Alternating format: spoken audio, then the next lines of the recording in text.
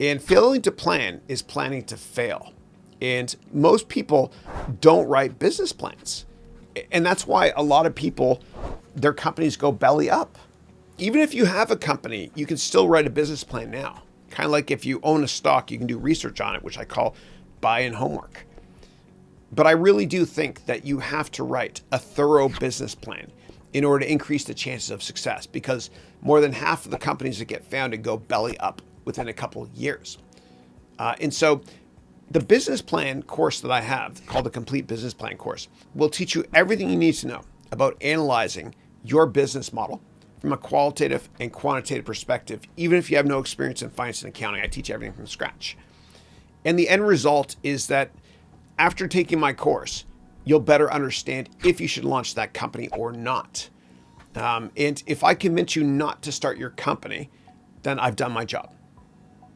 But if I convince you to start your company, I've also done my job. Now, if you take my course and you convince yourself by writing your business plan not to start your company, then I've saved you a lot of money, a lot of heartache, and maybe years in your life. Failing to plan is planning to fail. Don't ever start a company without writing a business model first. And you only have to be right in business one time.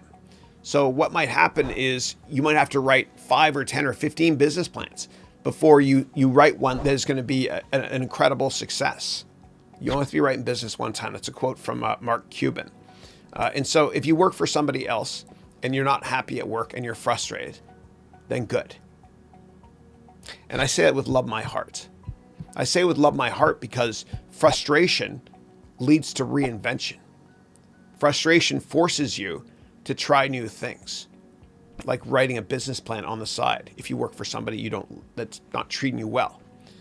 And keep writing those business plans, rinse, lather, repeat over and over and over again until one works out exceptionally well. And the rule of thumb I use in terms of you quitting your company that you work for and starting your own company is this.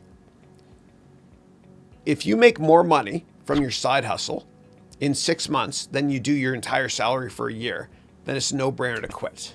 Yeah.